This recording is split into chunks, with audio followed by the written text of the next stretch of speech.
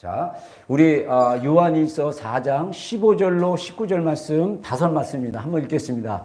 누구든지 주 예수를 하나님의 아들이라 시인하면 하나님이 그 안에 거하시고 그도 하늘 안에 거하느니라. 하나님이 우리를 사랑하신 사랑을 우리에게 알고 믿었나니 하나님은 사랑이라. 사랑 안에 거하는 자는 하나님 안에 거하고 하나님도 그 안에 거하시니라.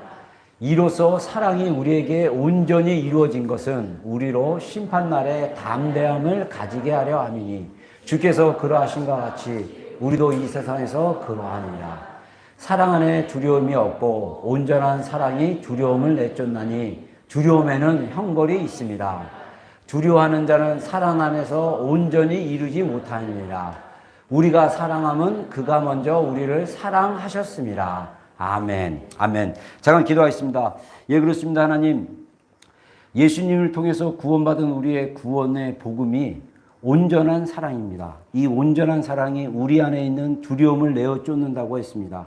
하나님, 이 깊고도 귀한 말씀의 의미를 우리가 잘 깨달아 오늘도 이 말씀을 붙들고 사는, 그래서 하나님, 우리 무의식 안에 형성된 두려움, 불안, 걱정, 염려, 그 근원의 뿌리들을 주님 우리 삶 가운데 깨닫게 하여 주시고 그것을 발견하고 또 그것을 주님 앞에 가져가 이미 온전한 사랑이 그 두려움을 이겼고 그 온전한 사랑이 내 안에 풀어지고 믿어지고 그 온전한 사랑이 내 안에 능력으로 나타났을 때 내 안에 있는 무의식이 주님의 사랑으로 내어 쫓음을 경험함으로 우리가 두려움 가운데 사는 인생이 아니라 우리가 이미 우리를 있는 그대로의 모습대로 우리가 죄인 되었을 때 우리의 그 연약한 모습을 사랑하신, 그래서 나는 용납되었고 나는 받아지었고 나는 하나님의 사랑을 입은 자라는 그런 깊은 사랑의 능력이, 생명이 오늘 말씀을 통해서 우리 사랑하는 성도들 안에 풀어지게 하여 주시옵소서. 그 사랑의 능력으로 우리 안에 있는 두려움을 내어 쫓고 우리 안에 있는 두려움을 주님 우리 밖으로 밀어내므로 우리가 두려워하는 자가 아니라 즐거워하는 자요, 감사하는 자요, 기뻐하는 자요, 주님 안에 하나님 안에서 그리스도 안에서 즐거워하는 인생을 살아갈 수 있는 복된 인생으로 열매 맺는 우리 성도들의 삶이 되게 하여 주시옵소서. 예수님의 이름으로 기도드렸습니다. 아멘. 네, 아멘. 제가 이제 12월 달 한 달 정도는 인지 치유와 연관해서 같이 이렇게 여러분들 말씀 나누기를 원하고요. 이 두려움에 대한 주제는 제가 지난 주일날 설교했던 것처럼 하나님이 우리에게 정말 사랑하시고 우리를 사랑하시는데 우리도 모르게 무의식 안에서 두려워하는 게 있다는 거죠. 그래서 오늘 이 온전한 사랑이 두려움을 내어 쫓는데 두려움에 대한 거, 그 다음에 온전한 사랑에 대한 거 이렇게 나누는데 짧은 시간에 다 나눌 수는 없지만 다음 주 주일에도 좀 이어서 좀 나누려고 합니다. 자, 복음은 우리에게 뭐라고 말하냐면요, 누구든지 예수를 하나님의 아들이라 시인하면 하나님이 그 안에 거하시고 그도 하나님 안에 거하시니라. 아멘입니까? 여러분들 아멘이면 정말 정확하게 아멘 하세요. 자, 예수님을 믿습니까? 예수님을 하나님의 아들로 시인합니까? 자, 그럼 따라했습니다. 내 안에 하나님이 거하신다. 나는 하나님께 거하는 자다. 자, 어제 우리가 금요일 토요일날 우리가 부부 세미나 부부간의 대화 부분을 얘기했는데 이 부부에 대한 관점이 바뀌어야 된다는 거예요. 그래서 이 부부가 나와 너지만 사실은 부부를 뭘로 이해해야 되냐면 한 유니트로 이해돼가지고 나와 넌데 내가 나지만 내가 너도 되고 네가 나도 된다. 그래서 나와 너의 관점이 나는 나고 너는 너다라고 냉정하게 딱 잘라가지고 그래서 네가 이걸 하기로 했는데 안 했으니까 너는 비난받아 마땅해 그래갖고 막 비난하는 게 아니라 나는 너고 너는 나니까 우리는 하나다 라는 관점으로 본다면, 그래서 사실 결혼 안에서 부부가 하나됨, 연합함, 부모를 떠나 한 몸을 이룸, 이게 거한다는 의미와 같은 것입니다. 그래서 사실은 우리가 하나님 안에 거하는 것이 무엇인지를, 그 하나님의 사랑 안에 거하신 것을 무엇인지를 알게 된다면 부부관계도 새로운 관점으로 볼 수 있다는 거예요. 자, 복음은요, 간단하게 얘기해요. 누구든지 예수를 하나님의 아들이라 시인하는 자는 하나님이 그 안에 거하고 그 안에 하나님의 안에 거한다는 거예요. 이게 놀랍지 않습니까? 그러면서 16절에 하나님이 우리를 사랑하시는 사랑을 우리가 알고 믿었나니. 자, 하나님이 우리를 사랑한 그 사랑이 무엇입니까? 하나님이셨던, 하나님의 아들이셨던, 하나님이시며 하나님의 아들이셨던 예수님이 육신의 몸으로 오셔가지고 우리가 하나님과 아무 상관없이 살았던 죄인인데, 죄인인 나를 위해서 자기의 모든 것을 들여서 죽여서, 아까 우리 찬양했던 것처럼 I'll never know how much cost. 맞죠? 네. 그리고 뭐라 그럽니까? 그러면서 to see my sin upon that cross. 내가 나의 죄가 그 저 십자가에 정말 올려진 것을 봤을 때 이게 얼마나 내 죄를 용서하기 위해서 하나님이 값을 예수님이 치르신지 내가 결코 알지 못할 정도로 어마어마한 존재구나. 이게 하나님의 사랑을 깨닫는 거예요. 여러분, 우리가 하나님의 사랑을 깨달으면요, 우리 자아의 교만을 깨버려야 돼요. 우리 자아는요, 존재적으로 교만합니다. 우리 자아는 존재적으로 이기적이에요. 우리 자아는요, 존재적으로 무식하고, 존재적으로 불안하고, 존재적으로 두려운 존재예요. 그런 우리를 나는 몰랐는데 사랑하신다는 거예요. 이게 믿어져요? 이게 믿어지는 게 기적이고, 이게 믿어지는 게 초자연적인 신앙이에요. 제가 모태불교로, 제가 이번 주중에 우리 정기 6주에 한 번 있는 클러스터 우리 목사님들 모임이 있습니다. 그래서 교단에서 우리 2년 전인가 오셔서 설교했던 린지 목사님이라고 터버너클 담임 목사님 하시다가 교단 이제 목사님으로 가셔갖고 멀티컬처럴 코치로 이 우리 한국 목사님뿐만 아니라 뭐 인도 목사님들 또 사모아 목사님들에서 이렇게 파키아 아닌 목사님들은 이제 이렇게 오클랜드 이 리저널 북섬 전체 담당으로 이렇게 도와주시는 분인데, 이분이 6주에 한 번씩 만나가지고 미팅하는데, 이번 모임에 갔더니 우리 릭 목사님, 우리 인접학교 부목사였던 릭 목사님, 이번에 이제 북섬 전체 리더 파스터 미팅에서 이게 교단 목사님을 이렇게 도와주는 그 역할을 하셨기 때문에 소개하러 왔더라고요. 저도 깜짝 놀랐어요. 그리고 이제 사무안, 이분은 목사님이 아닌 것 같은데 경영 쪽으로 공부하신 분인데, 어카운팅인가 경영 쪽으로 공부하신 분인데, 이분이 전체 북섬 리더예요. 우리 목사님들 그 조직, 그 다음에 평신도도 조직 안에 리더예요. 여자분인데, 이분이랑 해서 3명의 그 잉글리시맨들하고 그 다음에 우리 목사님들 한 5명 이렇게 모여서 이제 같이 얘기했어요. 그래서 자기소개 막 하더라고요. 그랬는데 정말 뭐라 그럴까, 얘기하다가 다 이제 2분만, 다른 전도사님하고 저만 모태 불교. 그리고 그 전도사님은 크라처치에 이민 와가지고 예수님 만나가지고 지금 전도사님 되셔가지고 사역하시는 분이에요. 저는 태어났을 때 모태 불교. 그래서 제가 영어로, 나의 백그라운드는 부디스트였고 막 그래가지고, 그래서 고등학교 때 예수님 만났고 또 영어로 다 설명했어요. 제가 이번에 깜짝 놀랐어요. 제가 영어로 이 사람들을 웃겼어요. 한 3번 정도. 제가 이 한 번 은혜를 주시면 영어가 쭉 나와요. 근데 뭐가 막히면 막 버벅거리기 시작하는 거야, 막. 근데 아무튼 그러다가 정말 제가 불교 신자로서 제가 교회 다니는 애들 되게 싫어했거든요. 주는 것도 없는데 교회 다니는 사람들이 그냥 싫어. 교회 학생부 애들이 여학생들이랑 손잡고 춤추는 것도 싫고, 교회 학생부 모임에 여자애들하고 같이 모여서 예배 드리는 것도 싫어. 저는 중학교 때부터 맨날 남학생들만 학교를 다녔기 때문에 6년 동안 맨 여선생님, 가끔 여선생님 있으면 막 남학생들이 막 여선생님 막 좋아하고 막 그러는데, 그런 환경에서 자랐는지 모르지만 제 안에 무의식적으로 주변에 제가 또 어렸을 때 교회에 대한 아주 나쁜 말들이 굉장히 많았어요. 그래서 예수쟁이들, 예수 믿는 것들 막 이런 말들이 꽤 많아가지고 제가 그런 말들을 듣다 보니까 저도 모르게 부정적으로 교회에 대해서 안 좋게 생각을 했어요. 그랬는데 교회 1년 다니다가 내가 정말 하나님 살아계시냐 안 계시냐 기도하다가 하나님이 저를 만나주시니까 믿어지는 거예요. 그냥 믿어지는 거예요. 놀랍지 않으세요? 여러분들이 잘나서 믿는 게 아니에요. 하나님의 은혜로 믿는 것입니다. 할렐루야. 근데 문제는 뭐냐? 우리 안에 해결되지 않는 두려움이 있다라는 거예요. 자, 그래서 하나님은 사랑이시라. 여러분, 하나님은요, 사랑 그 자체예요. 우리가 사랑하는 자고 우리가 사랑을 알고 사랑을 느끼고 사랑할 줄 아는 자를 하면 우리가 하나님을 아는 자예요. 근데 우리가 진짜 사랑, 하나님의 온전한 사랑을 하지 못하고 사랑은 하는데 그게 사랑이 아니라 사랑으로 위장된 욕심, 사랑으로 위장된 애정, 사랑으로 위장된 가짜가 굉장히 많다라는 거예요. 그래서 우리가 괴로운 거예요. 그래서 우리의 인생이 힘든 거예요. 그래서 우리의 인생이 별로 행복하지 않는 거예요. 자녀에 대한 엄마의 사랑, 아빠의 사랑도 똑같아요. 이게 온전한 사랑이 아니면 애가 나의 전부가 돼버리는 거예요. 그래서 엄마가 나보다 더 좋은 걸 주려고 그러고 나보다 내가 못 받은 사랑을 다 주려고 그래. 근데 이게 육적인 거예요. 이게 온전하지 않으면요, 애들이 숨이 막혀요. 애들이 버거워요. 애들이 힘들어요. 괴로워요.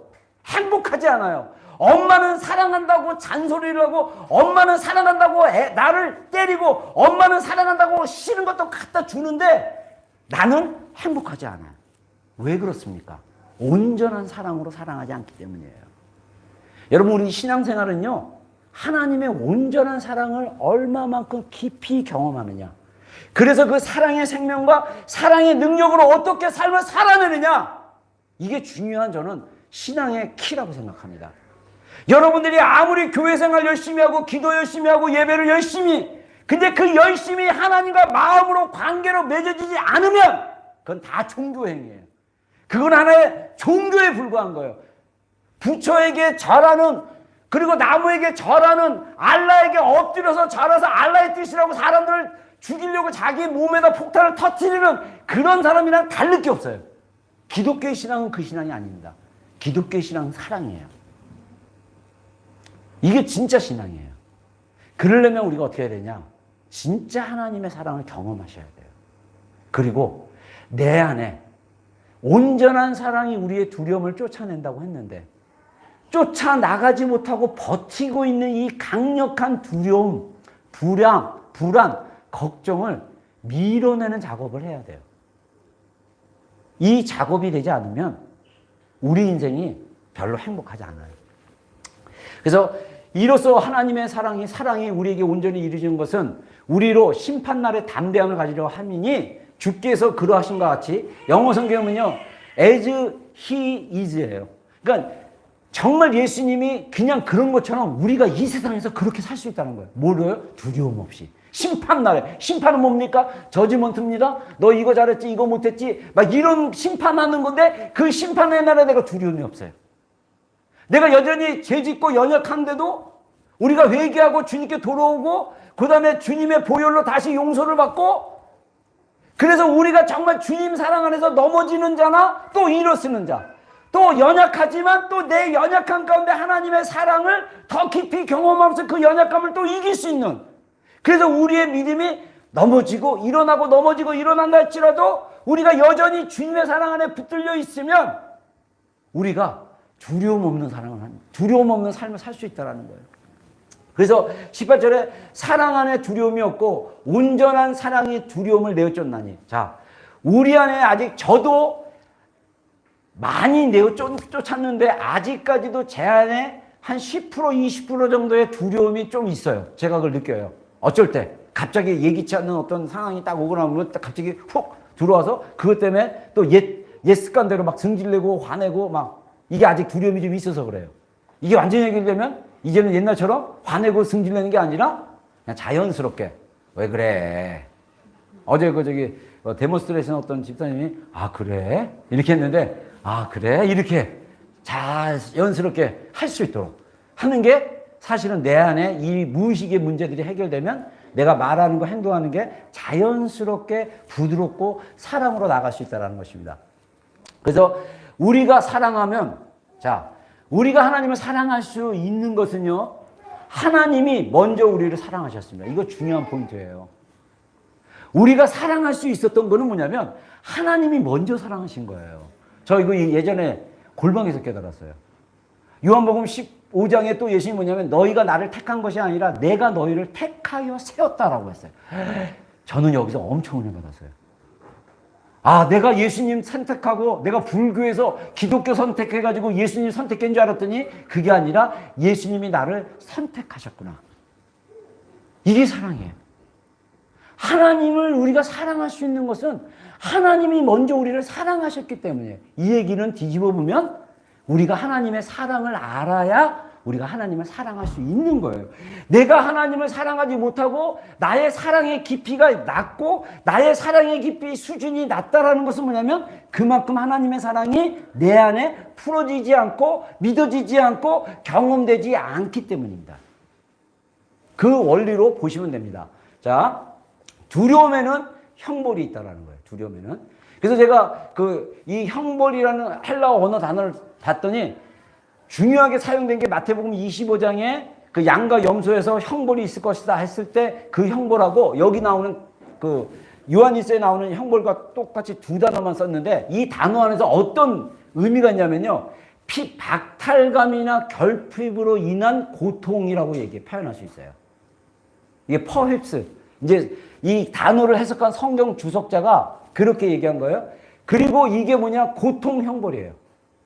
매 맞고 터지고 찢기고 아프고 괴롭고 막 이런 게 뭐냐? 형벌인데 이 두려움 속에 있으면 이런 형벌, 이런 고통이 있는데 이 고통이 뭐냐면 이 결핍 또는 박탈이라는 그런 생각으로 오는 것이다 라고 표현하는 거예요. 참 의미가 있죠? 자, 그래서 창세기 3장 9절과 10절 여기 빨간 글씨는 안 읽어도 되고요. 우리 9절 말씀 읽겠습니다. 9절 10절 읽겠습니다. 시작.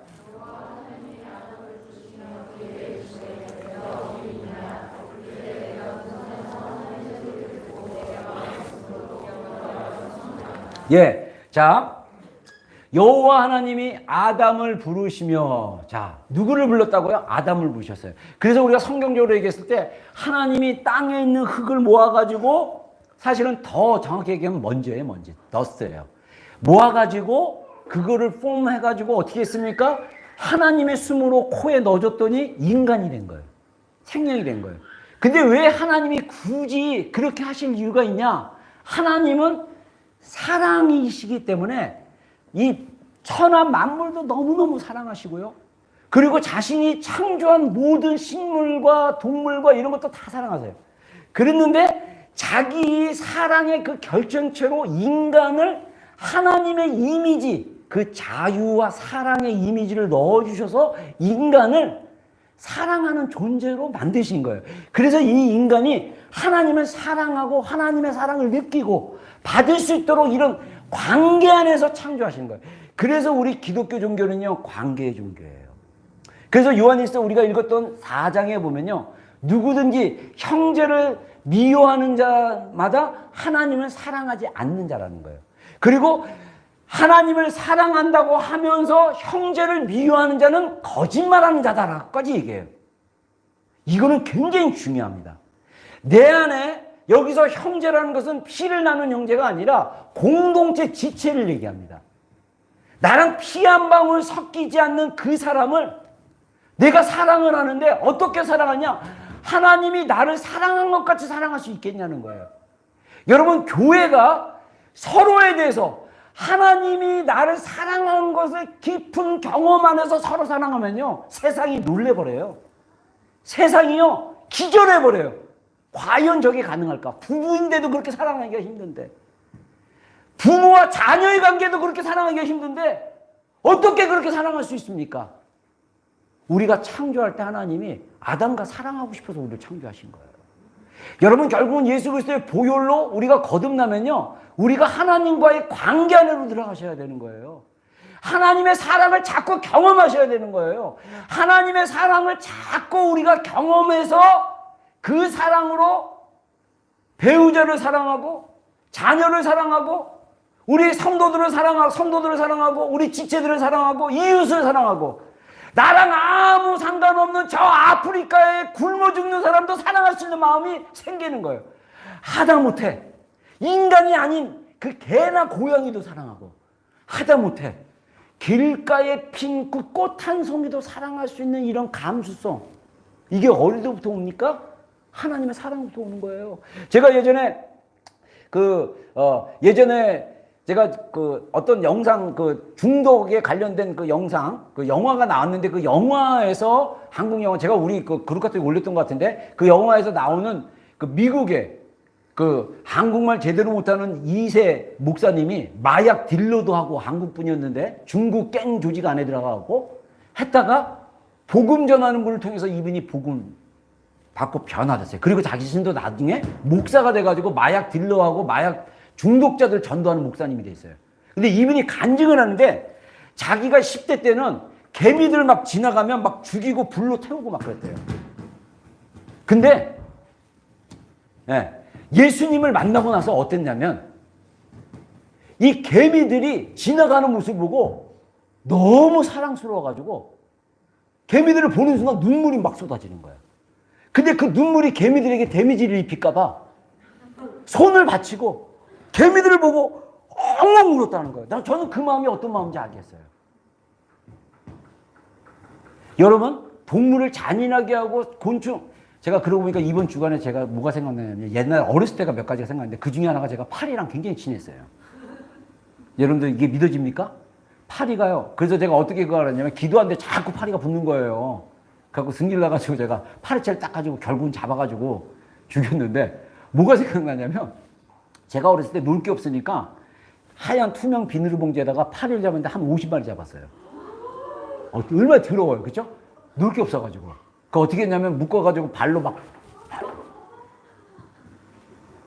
그리고 귀뚜라미 잡고, 여러분들 귀뚜라미 뒷다리 길잖아요. 갖고 노는데 얘가 살겠다고 막 하다가 두 다리 자르고 도망가는 거예요. 막 그러고 놀았어요, 곤충하고. 제가 원래 정서적으로 좀 예민하는데 놀 게 없으니까 그렇게 노는 거야. 근데 나중에 정말 하나님이 이런 피조물도 파리는 죽여야 돼요, 모기랑. 해로운 해충이니까.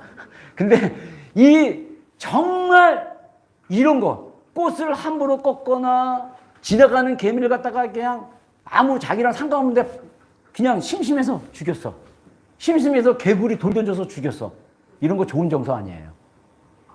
그렇다고 나쁜 거는 죽여야죠. 나쁜 거는 또 이렇게 하지만 정말 하나님이 창조하신 그 창조 안에 정말 하나님의 그 놀라운 그 사랑, 우리가 하나님의 사랑에 열리게 되면요, 우리가 이 만물이든 뭐든 이런 것들에 대한 사랑에 대한 마음들이 열리게 되어 있습니다. 자, 그래서 먼저 우리가 알 수 있는 것은 아담하고 하나님과의 관계, 그래서 사랑은 관계라는 거예요. 그리고 동산에서 하나님의 소리를 듣고 내가 벗었으므로, 자, 아담과 하하가 느꼈던 부정적인 강력한 감정은 뭐냐면 수치심과 두려움입니다. 제가 나중에 이제 계속 이 파트 부분들을 좀 나눌 겁니다. 수치심과 두려움은요, 짝처럼 연결돼요. 수치심 때문에 두려워하고 두려움 때문에 수치심이 생기고. 그래서 이 두려움은 뭐냐? 제가 이제 인지 그 관점으로 봤을 때 우리의 무의식에 있는 두려움으로 인해서 관계, 우리가 이제 배우자와 관계, 자녀의 관계, 이웃과 친구와의 관계, 이 관계가 좀 힘들고 어려운 사람들이 어떻게 하냐면, 제가 ABC 얘기했죠, 지난주. 그 인지치유 쪽으로 봤을 때. 그래서 상황이나 자극이 딱 되면 해석이 중요해요. 해석을 어떻게 하느냐에 따라 우리의 느낌이 달라지고 행동이 달라지는 거예요. 근데 내 안에 두려움이 강하면 이 부정적으로 다 해석하게 돼 있어요, 시스템적으로. 자꾸 이게 부정적으로 해석하려고 그래요. 그러다 보면 부정적으로 해석하면 부정적인 느낌이 나는 거예요. 반응이 나는 거예요. 그러다 행동을 하게 되는 거예요. 그럼으로써 우리의 관계가 행복하지가 않은 거예요. 그러다 보니까 즐겁지 못하고 제한된 생활을 할 때가 너무나 많다라는 거죠. 여러분, 부부관계도 마찬가지예요.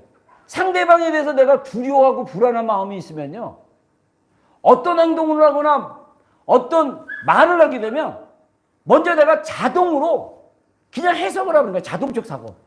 아, 이 사람이 날 싫어서 그래. 이 사람이 나를 별로 안 좋아해서 그래. 이러면서 하다 보면 말이 이렇게 행동하면 자기야, 그러면 어떡해? 자기, 그거 안 되지! 막 이러고 막 바로 이게 1초예요. 보는 순간 자기! 보는 순간 여보! 보는 순간 오빠! 막 이러고. 누나들도 있죠? 보는 순간 근데 누나들은 누나라고 안 하더라고. 그냥 그냥 나이로 딱 나이가 어리니까 딱 제압하려고 딱 막 이름 부르거나 그 좋은 자세 같아. 그래서 그렇게 한단 말이에요. 근데 어떻게 합니까? 자동적이에요, 자동적. 왜 그렇게 반응이 나오냐? 내 안에 자동화된 감정이 있다는 거죠. 그게 대부분 뭐냐면 수치심, 두려움이라는 거예요. 그 수치심과 두려움 때문에 부정적으로 해석하게 되고 생각하게 되고, 그래서 어떤 상황이든 다 안 좋게 보는 거예요. 그게 인지 쪽에서 그런 얘기가 있다는 거예요. 그래서 제가 이제 주일날 설교 때 인지 치유에 대한 이 컨셉들을 한두 가지씩 계속 소개하려고 하는데, 그 내 안에 있는 두 가지 오늘 좀 적용 부분을 좀 여러분들과 나누고 싶어요. 하나는 정서적인 면, 하나는 영적인 거. 제가 그래서 설교 때 계속 이 두 가지를 최대한 적용점으로 여러분들과 좀 나누려고 합니다. 그래서 내 안에 있는 두려움이나 불안을 알아차리는 방법이 있어요.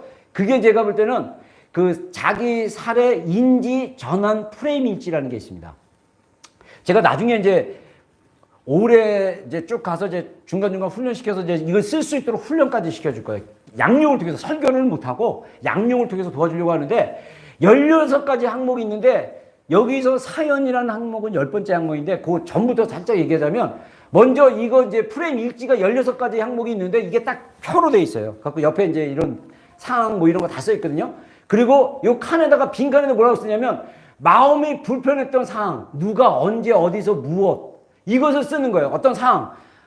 예를 들어서 아내가 내가 이 설거지 하다가 이 실수로 그릇을 깨트렸는데 또는 내가 청소를 해달라 그러는데 청소를 안 했는데 뭐 내가 뭘 하려고 했는데 아내가 나한테 뭐 버럭 소리를 질렀다. 또는 남편이 괜히 회사 갔다 오자마자 짜증을 냈다. 그러면 언제 남편이 퇴근했을 때 어떻게 짜증을 뭐 이렇게 자기 막 이렇게 뭐 그래갖고 그런 다음에 두 번째 뭐냐 행동적 반응.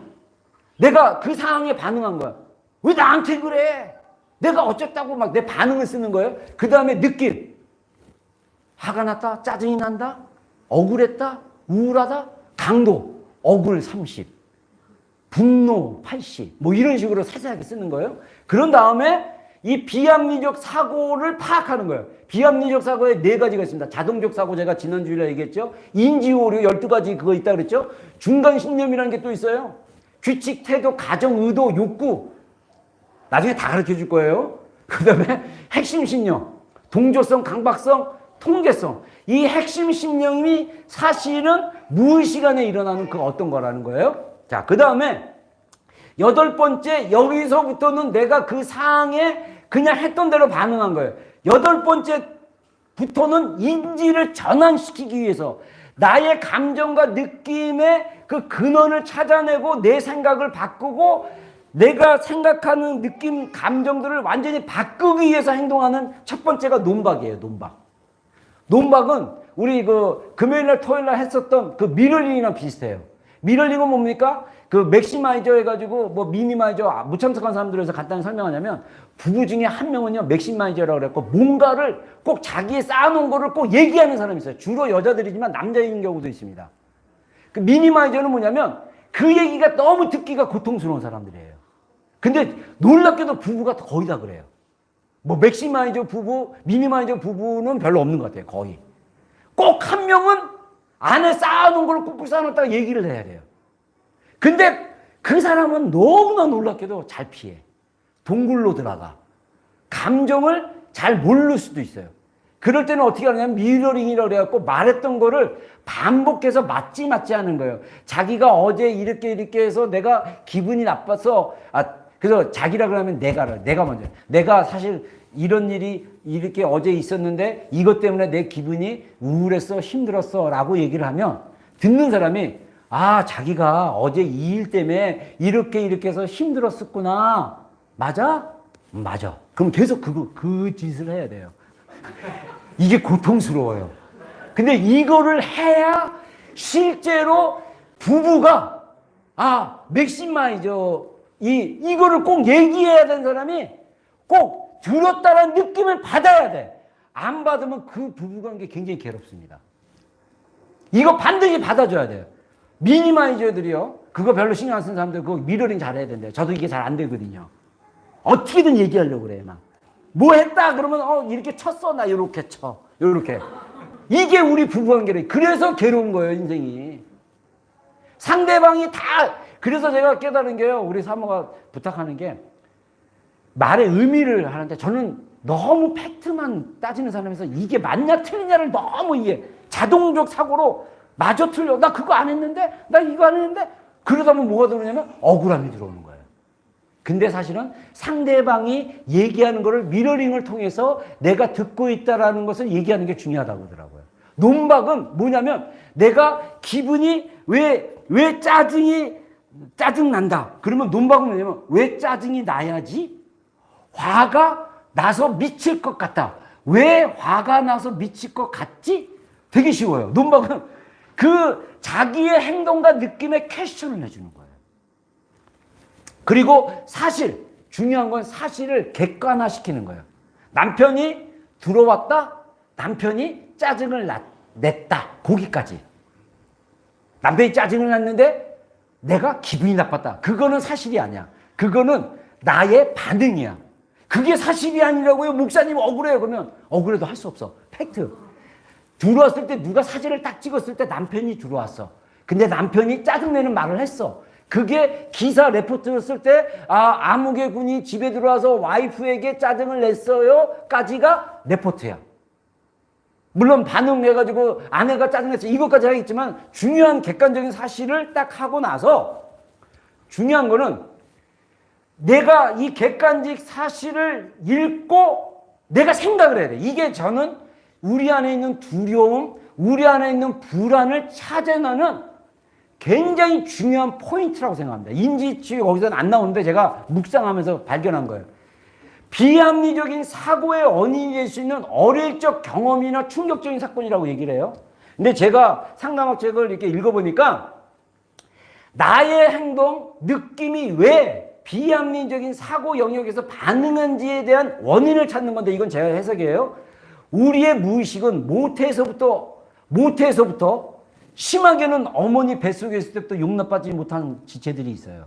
그래서 저는 우리 그런 사람들을 향해서 제가 모태 상처라고 그래요. 뱃속에 있을 때부터 환영받지 못했어요. 그런 지체들도 있습니다. 우리 교회 성도만이 아니라 외부에 있는 성도들 중에 저는 예전에 같이 사역했던 우리 후배 전도사가 자기가 어렸을 때 배 임신했을 때 엄마가 자기를 거부했다고 막 그래서 그 상처 때문에 내가 지금 이런 것 같아요. 선배님 막 그래서 내가 예수 이상한 소리 하고 있네. 무슨 소리에 그랬는데 제가 상담학 책을 읽어보니까 우리가 뱃속에 있을 때부터 엄마 아빠가 나를 받아들이고 받아들이지 않고 기대하고 기대하지 않는 거 다 안 돼요. 이게 무서운 거예요. 이게 무의식 안에 불안과 염려와 용납되지 못함으로 내 안에 내 DNA에 이 세포 안에 쌓여지는 거예요. 그리고 그 가족 안의 패턴 중요합니다. 가족 안에 내가 남편이 아내가 잘 온 가족의 그 바이브 분위기 그 패턴 그때 어땠는지를 객관적으로 파악할 수 있어야 돼요. 그래야 내가 보여요. 안 그러면 자꾸 부인하려고 그래. 우리 부모님 문제없어. 우리 부모님 괜찮아. 이거는요 보통 자기의 부끄러움과 수치를 가리려고 하는 일반적인 반응입니다. 근데 너무 또 자기 부모님에 대해서 또 안 좋게 얘기하는 것도 문제지만 중요한 건 그걸 객관화시켜서 말하는 게 굉장히 중요해요. 그거는 자기에 대한 이해에서 반드시 부모님을 이해하는 게 중요합니다. 그리고 사실은 부모님만 이해하는 게 아니라 우리 엄마 아빠를 이해하기 위해서 할아버지, 할머니, 외할머니, 외할아버지, 친할머니, 친할아버지까지 사실은 이해를 해줘야 돼요. 그래야 아버지를 이해할 수 있고 엄마를 이해할 수 있어요. 그렇게 보면 어떻게 보면 우리 엄마가 나한테 이랬던 거, 우리 아빠가 나한테 이랬던 거 다 그분들도 희생자였어요. 그래서 자기가 그렇게 받은 만큼 자녀들에게 자기도 모르게 무의식으로 자동으로 그렇게 하는 거예요. 그리고 내가 어렸을 때 경험했던 거 사건 안에서 이게 형성되는 거예요. 그래서 여러분들 사실은 여러분들이 만약에 어렸을 때 일기를 많이 쓴 사람들은요 자기를 좀 알아요. 근데 일기를 쓰는데 사건 중심으로 쓰는 게 아니라 느낌 중심으로 써야 돼요. 제가 이 감정에 대해서 좀 이렇게 무디고 잘 개발이 안 된 이유가 뭐냐면 우리 가정은요, 감정을 표현하는 게 제한되어 있고 감정을 풍성하게 표현을 못했어요. 그래서 제가 군대 갔을 때부터 일기를 썼는데 제가 군대 가고 나서 외박 나왔는데 제가 다녔던 교회에서 그때 전도 청년부 전사님이 생명의 삶이라는 키티가 초창기에 나왔을 때 그거를 가르쳐 줘가지고 제가 그걸 배워서, 제가 스펀지형이라고 했잖아요. 배워서 군대 가가지고 노트를 사갖고 가서 제가 키티 한다고 성경 한 구절 읽고 제가 이성적으로 다 육하 원칙에서 다 쓰고 막 쓰고 했어요. 근데 감정은 안 썼어요. 그냥 감정은 그냥 오늘 힘들다. 하나님 저 오늘 너무 힘들어요. 힘 주세요. 오늘 괴롭다. 하나님 나 괴로워요. 힘 주세요. 늘 감정은 괴롭고 힘들고 두렵다. 이 정도밖에 없어. 즐겁다가 거의 없어요. 제 일기장 아직도 있어요. 근데 저는 20대부터 일기를 쓰기 시작했는데 그것이 정말 나를 알려면 감정을 자세히 쓰는 게 좋아요. 이런 말 했을 때 이렇게 느꼈고, 근데 이거를 찾을 수가 없는 거야. 왜? 어렸을 때 그런 감정에 대한 것들을 우리가 배우거나 표현해 주지 못해서. 우리가 지금 늦지 않았어요. 여러분들 일기 쓰세요. 아, 진짜로. 감정 일기 쓰세요. 화가 난다. 몇 날 며칠. 그래서 우리가 이제 공감소통대화법 옛날에 그냥 대충 한번 했는데 그때 미세한 감정 찾아내기. 감정에는요, 30몇 가지의 감정이 있대요. 그래서 감정표를 딱 가지고 옆에다 놓고 이 감정인가 해서 그 감정을 자꾸 이렇게 해보면 우리 안에 내가 자꾸 이렇게 반복적으로 건드려지는 거. 부부관계 하다 보면요, 건드려지는 게 있어요. 그거 건드려지는 거를 파악해야 돼요. 본인이. 상대방도 파악해주고. 파악하려면 어떻게 하냐? 일기를 써야 돼요. 왜 이 말을 했을 때 내가 욱했지? 내가 이 말을 했을 때 왜 슬펐지? 이 말을 했을 때 왜 내가 두려웠지? 이런 것들을 사실은 일기를 써서 자세히 적으셔야 돼요. 그러다 보면 스토리가 나오는 거예요. 스토리. 그 사건의 사항에 이 행동적 반응, 느낌, 이게 다 어디서 찾아낼 수 있냐면요, 팩트를 통해서, 이것들을 통해서 논박하고 사실을 객관하다 보면 내 스토리가 다 떠올라요. 그래서 여러분들 우리가 어렸을 때가 잘 기억나지 않는 사람들이 있는데 이 사람들은 많이 눌린 사람들이에요. 어렸을 때의 이야기들이 별로 많이 기억이 안 난다. 20대인데 30대인데 그러면 감정에 문제가 있거나 뭔가 무의식적으로 밀어내거나 회피하는 게 굉장히 방어 기제가 굉장히 강한 사람입니다. 여러분들 이거 일기 써서 찾아내셔야 돼요. 그리고 힘들고 감정이 괴롭고 행복하지 않다. 나는 괜찮아요. 아무렇지 않은 게 괜찮은 게 아니라 사실은 우리의 감정은요, 어린아이같이 자발적으로 기쁘고 즐겁고 아이들의 그냥 그렇게 막 애들이 막 애교하고 막 그러면 그냥 웃을 수 있고 기뻐하는데 그런 감정도 없다. 행복하지 않은 거예요. 여러분들 자주 웃으셔야 돼요. 여러분들 자녀들 애들 자주 웃잖아. 우리가 영적으로 하나님 안에서 자녀되고 영적으로 하나님의 사랑을 받으면 우리의 마음이 어른이 됐는데도 잘 웃을 수 있고 웃으려고 하고. 제가요, 한국말로도 약간 위트가 있고 재치가 있어서 사람들 잘 웃기거든요. 근데 제가 젊었을 때 방법은 남을 이렇게 면박 주고 약간 깎아내리고, 그래서 제가 이렇게 그걸 교묘하게 잘해요. 이렇게 해서 딱 그래서, 근데 제가 지나고 나면 제가 왜 그렇게 했을까 했을 때, 그래서 오면서 제가 우리 사모랑 오늘 오면서 그게 생각나서 얘기했는데 상대방이 상처받을 거 생각을 못 하는 거예요. 제가 그랬죠. 막 이렇게 메뚜기 죽이고 뭐 이렇게 귀뚜라미 죽이는데 제가 아픈 걸 못 느끼는 거예요. 그러니까 제가 저도 모르게 내가 말을 이렇게 했을 때 상대방이 아팠겠다는 걸 못 느껴요. 그러다 보니까 상대방이 이렇게 한 거예요. 그러니까 우리 사모님이 얘기 딱 들으면 뭐냐면 엄청 미워했겠네. 그러니까 내가 적들이 좀 많았어요. 친한 친구 중에. 나를 싫어하는 애들이 있었어요. 근데 잘은 모르지만 내가 그 친구들을 애들하고 웃자고 하는 소리라고 했는데, 야, 너 오늘 머리가 짧은 거니까 뭐 같다? 막 이러면서 1번 순사 같다? 뭐 예를 들면 이렇게 했을 때 내가 1번 순사라고 우리 어렸을 때 이 반일 교육을 많이 받아가지고 안 좋아하거든요. 그러면 그렇게 수치스럽게 느끼게 되면 이러면서 딱 욕할 수 있다는 거죠. 근데 저는 그 방법이 사람들을 즐겁게 하는 방법인 줄 알았어요. 그래서 사람들이 그거에 의해서 웃으면 내가 되게 잘한 것 같았고, 인정받는 것 같았고, 이래서요. 근데 그게 부정적인 거라는 거죠. 제가 부정적인 말을 굉장히 잘했어요. 우리 애들이 그렇게 싫다는데도 배를 이렇게 쳐요, 이렇게. 너 터치하는데도 그게 귀엽다고. 애들은 짜증이 확 나는 거야. 나는 사랑의 표현인데 애들은 짜증을 유발하는 거야. 근데 안 바꿔, 이상하게. 왜 그럴까요? 뭔가 있는 거예요. 그렇게 행동이 안 바뀐다는 거는 뭔가 있는 거예요. 이제는 제가 이제 자기가 잠에서, 무의식에서 깨어나고 잠에서 인식하기 시작하니까 애들이 나는 좋아서, 애들 좋아서 내가, 굿모닝 막 이러면, 아빠, 나 기분 안 좋아. 너 터치? 딱 그러면, 알았어. 딱. 굿모닝? 딱 이렇게. 전 같으면 무시해버려요. 네가 기분 좋다면 난 내가 기분 좋으니까 내가 만질 거야. 막 이러면서 안기는데, 이게 자기식의 일반 방식. 왜 제가 그렇게 행동할까요? 왜 그렇게 할까요? 무의식에서 살아서 그래요. 무의식에서. 이제 조금 깨닫기 시작하니까 애들이 싫어한다 그러면 안 하려고 그래요. 애들이 원하지 않는다 그러면 안 하려고 그래요. 우리 정말 이런 모습들이 되게 많아요. 정말 제가 50 중반이 넘었는데도 이런 거 이제 바꾸려고 하는 것도 너무 기적이고 은혜예요. 할렐루야. 은혜로다. 할렐루야. 여러분 젊은 분들, 이미 40대 간 분들 조금 늦은 감이 없잖아 있지만 됐어, 오케이.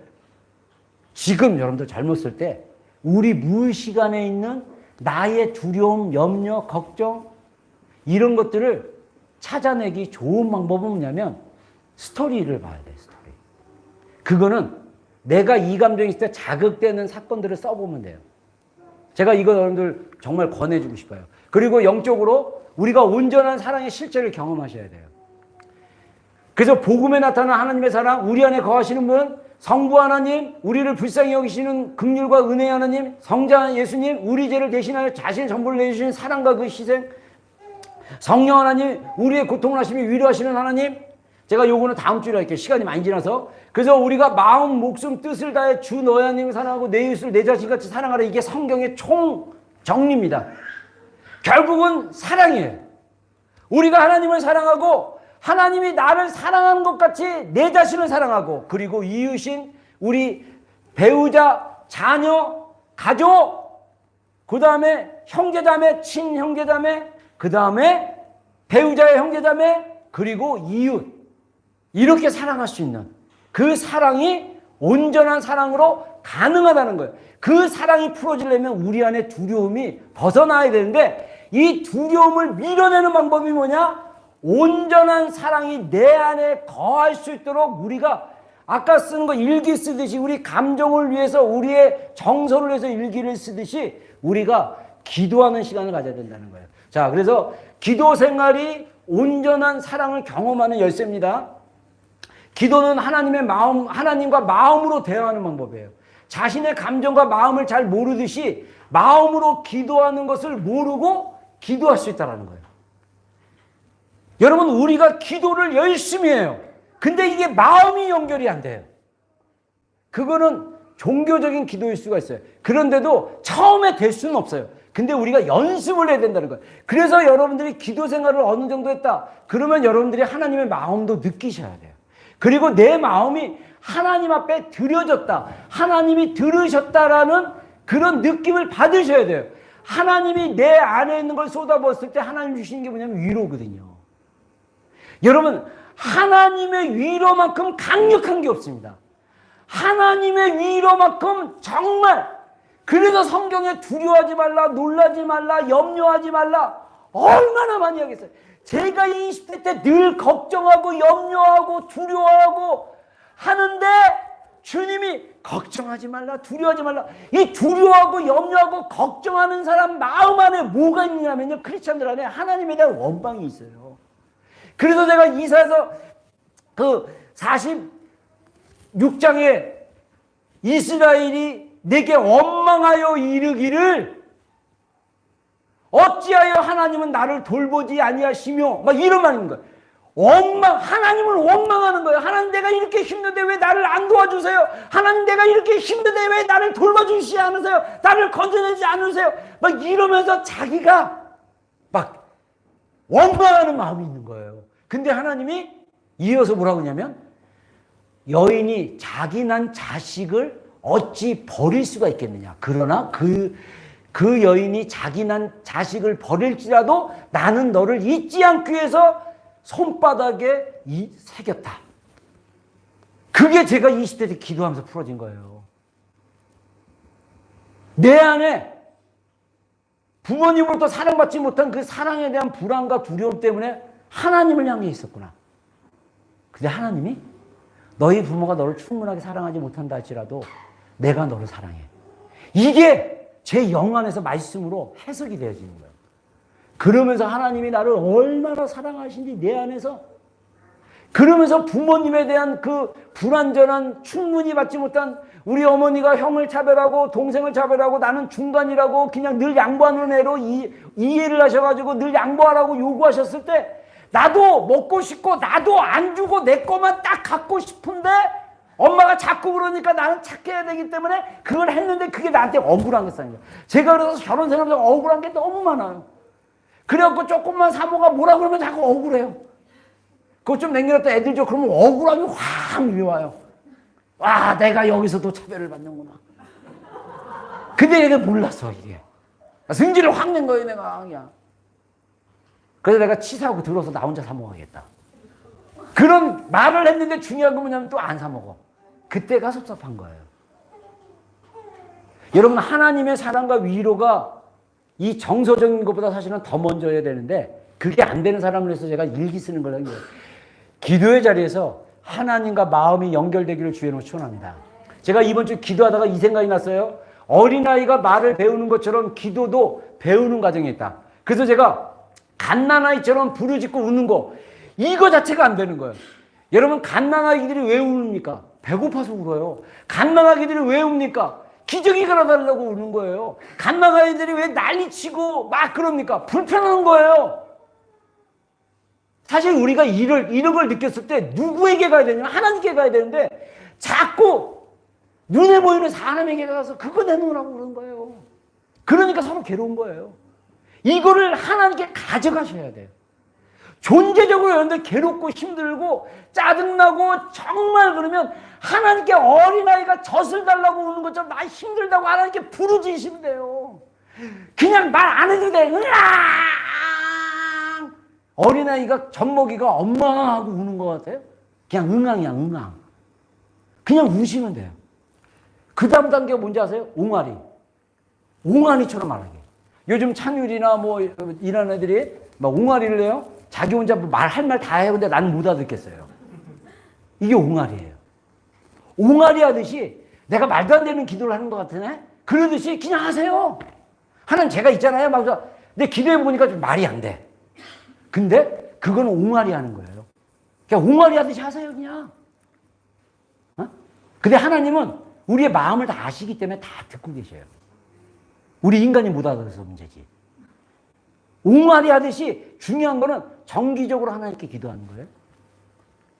말씀으로 기도하기. 구송 기도라고 합니다. 전통적으로. 근데 제가 이거 하나 알려드릴게요. 제가 그래서 제 기도의 여정을 이렇게 봤더니 제가 이 우리말로 기도를 잘 못했어요. 그래갖고 제가 맨 처음에 했던 게 주여 했어요. 주여 아버지 두려움에 사로잡혀가지고 막 그냥 귀신 나타날까봐 산에서 무서워가지고 막 그냥 귀신 볼까봐 무서워가지고 그냥 주여 3시간 동안 주여 아버지 두려움이 딱 쳐질 때까지 막 그냥 기도하고 딱 내려왔는데 하나님 여기서 너의 인생은 나에게 시작돼서 나에게 돌아오는 거다. 하나님 만나주신 거예요. 나는 두려워서 산속에서 귀신 볼까봐 무서워서 부르짖는데 하나님 말하시는 거예요. 그 다음에 기도하려고 하는데 기도가 잘 안 돼. 그럼 그냥 저는 주여 아버지. 그래서 저의 기도 18번은 뭐냐면요, 주여인데 주여를 갖다가 길게 끌어내는 거예요. 주여 하면서 간절함을 나면서 막 하면 여기서 진짜 메아리가 쳐요. 내가 다 알고 있는데 왜 걱정하니? 저는 진짜 말로 기도하는 게 되게 힘든 사람이에요. 그리고 다음에 나온 게 방언기도였어요. 방언기도. 방언으로. 저의 기도 시간은 거의 다 방언기도입니다. 제가 한국말로 거의 안 해요. 저는 방언으로만 해요. 한국말로 잘 못하겠어. 근데 또 마이크 잡고 기도하면 기도를 또 잘해. 이게 은혜인 거예요, 이게. 여러분, 근데 제가 힘들게 기도한 방법이 구송기도라 그래가지고 말씀 가지고 기도하는 게 좀 힘들더라고요. 근데 이거를 연습했더니 좀 되더라고요. 자, 따라하겠습니다. 주 예수여, 나를 불쌍히 여기소서. 다시 한번 하겠습니다. 주 예수여, 나를 불쌍히 여기소서. 예, 자, 우리 기도하는 시간 갖겠습니다. 제가 오늘 설교 짧게 하려고 했는데 길어서 미안합니다. 자, 우리 잠깐 우리 저기 피아노 반주 우리 장집사님 부탁하고요. 우리가 주님께 나아가는 거는요, 우리의 기도입니다. 우리가 말로 표현하셔야 돼요. 여러분들 말로 표현할 바를 모른다면요, 여러분들 짧게 가르쳐준 대로 주 예수여 나를 불쌍히 여기소서. 이거 하루에 100번 해보세요. 물론 운전할 때, 일할 때, 또 이렇게 시간 날 때 해도 좋아요. 굉장히 좋아요. 근데 여러분들 제가 부탁합니다. 하루에 30분 정도는 꼭 주님을 만나는 장소와 시간과 장소를 정하십시오. 여러분 짜투리 시간 내려고 하지 마십시오. 최고의 시간을 드리십시오. 우리가 최고의 것을 주님께 드렸을 때 주님이 받으십니다. 우리가 자꾸 주님한테는 짜투리 주고 주님한테는 내가 하고 싶은 건 다 하고 내가 갖고 싶은 거 다 가져도 주님한테 드릴 게 없고 짜투리로 줄이는 인생은요, 하나님은 마음을 보시는 분이에요. 하나님을 만홀히 여기지 말라 그랬어요. 하나님께 만홀히 여기지 말라. 사람은 심는 대로 거두리라 말씀하셨습니다. 여러분, 우리가 주님을 위해서 심는데 그 열매는 우리의 것이 됩니다. 이게 놀라운 영의 비밀이에요. 우리가 주님과 대화하기 위해서 심는데 주님은 우리를 변화시키실 거예요. 그래서 여러분들 우리가 이 시간에 하루에 30분 또 하루에 한 번 일기 쓰고 기도하는 시간을 갖기를 권면드립니다. 이거를 21일 이상 한번 해보세요. 습관이 됩니다. 습관이 나를 바꾸게 될 것입니다. 우리 주님의 이름 한번